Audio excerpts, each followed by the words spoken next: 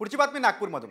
रविवारी एका भरधाव ऑडी कारनं 2 कार आणि एका बाईकला धडक दिली होती आणि ही ऑडी कार आता भाजपचे प्रदेशाध्यक्ष चंद्रशेखर बावनकुळे यांच्या मुलाची असल्याचं स्पष्ट झालंय। बावनकुळे यांनी स्वतःही कबुली दिली। सुषमा अंधारेंनी आरोप केल्यानंतर चंद्रशेखर बावनकुळे यांनी स्पष्टीकरण दिलंय।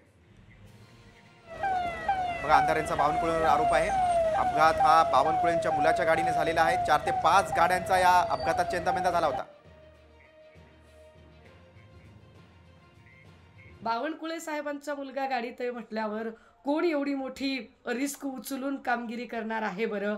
होय, मी थेट चंद्रशेखर बावनकुळे यांचा मुलगा संकेत बावनकुळे यांचं नाव घेते आणि हे माझं स्पष्ट म्हणणं आहे की संबंधित पोलीस स्टेशनने ही गाडी जमा करून या गाडीतली जी माणसं आहेत आणि प्रताप कामदार जो या गाडीचा मालक आहे याला सुद्धा ताब्यात घेणं गरजेचं आहे।